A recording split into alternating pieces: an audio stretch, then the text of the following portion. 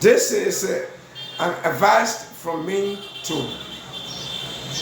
Zelensky, President of Ukraine. Mr. President, the advice I'm about to give to you, if you take it, you will be counted among the best thinkers of the world, and posterity will judge you right. But if you refuse to take the advice, you are already in danger. And you know, I know, and the rest of the world knows that your country military has been destroyed. Your economy has been destroyed. The beautiful infrastructural development that you had have been destroyed. Your farming programs have been destroyed. The natural gas pipe that were passing in your country has been destroyed. Your military arsenal have been destroyed. Your technology have been destroyed.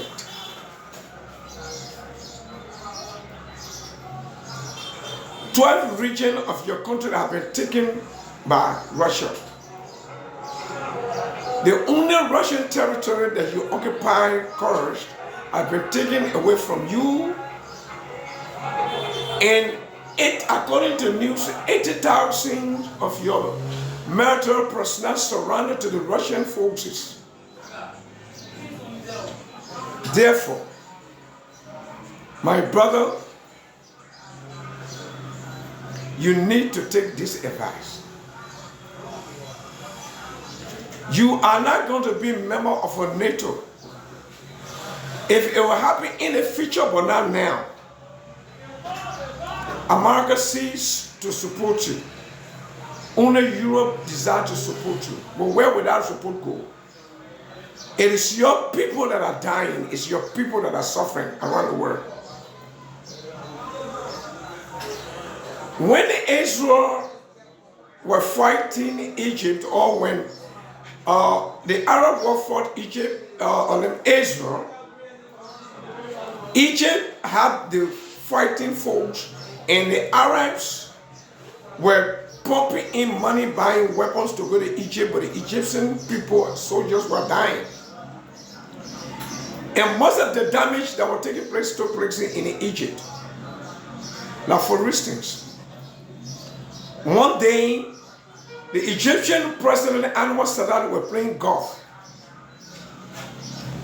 Then, American jet bombers, some American planes were found, warplanes were found in Egypt attacking. The military advisors and journalists rushed to the president. Anwar Sadat, Mr. President, we spotted American planes are fighting British and French are fighting on behalf of Israel. We are fighting the war. He sat down for long and got up and said, okay, tomorrow I'm going to go address the Knesset. Nobody believed it. People thought it was a blanket statement or blanket statement that he's not going to do it.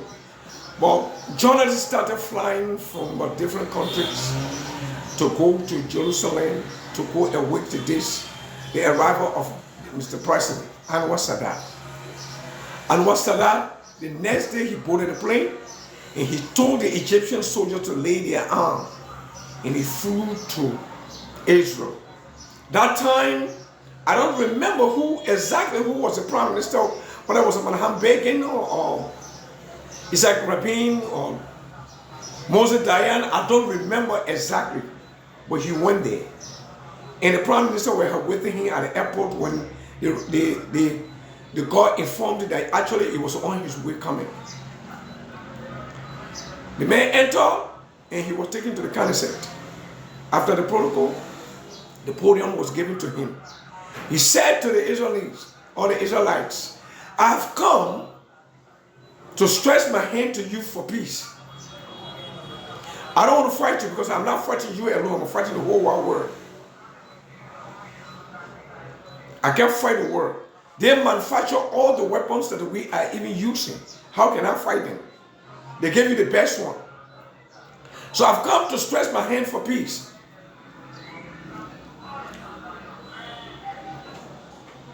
He said that you were fighting the war and you couldn't win that war. He admitted the fact that he couldn't win the war.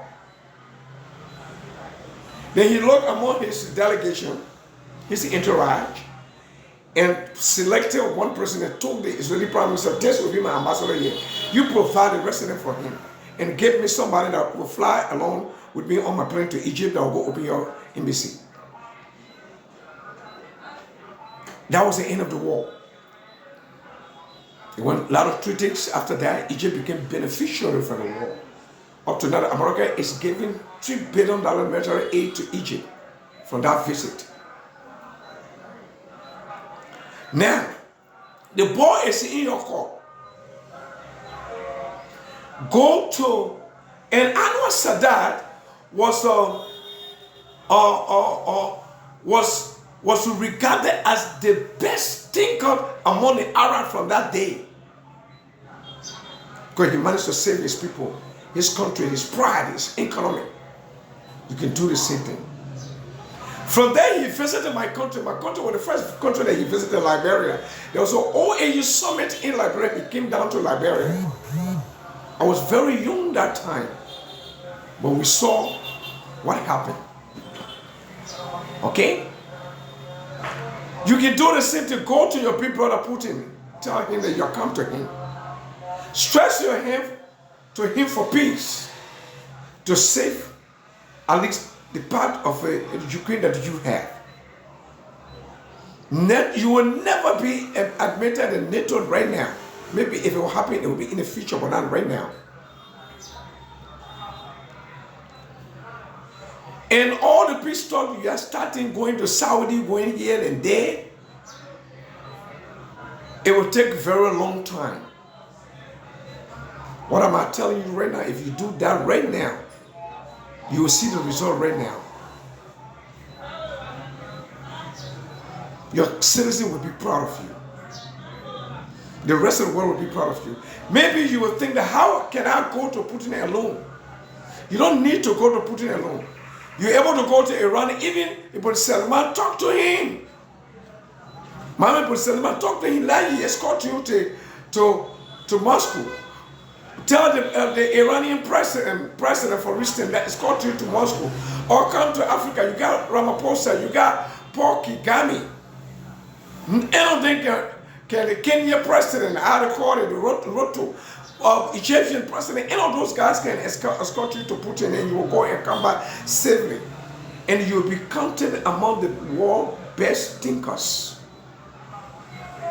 But if you follow your intuition, your feeling for war, and Europe will spend the money on you. They will give you few men to fight. America is not going to give you anything under the regime, under this regime. The Donald Trump regime is not going to work. Use your intellect. Drop your pride. Not every right the human being got. If you want to go for all of your right, you will end up being under the 6 feet. And I don't think you want that right now. You may feel that your life is not important. Yes, true, I do agree, but please. Say the word. We don't want no nuclear war in this world again. If you take the advice, you will be the best. The world will stand with you. Your country will be reconstructed. You will get everything that you've lost. The world will stand with you. Thank you very much. As I salute you, sir, as a president.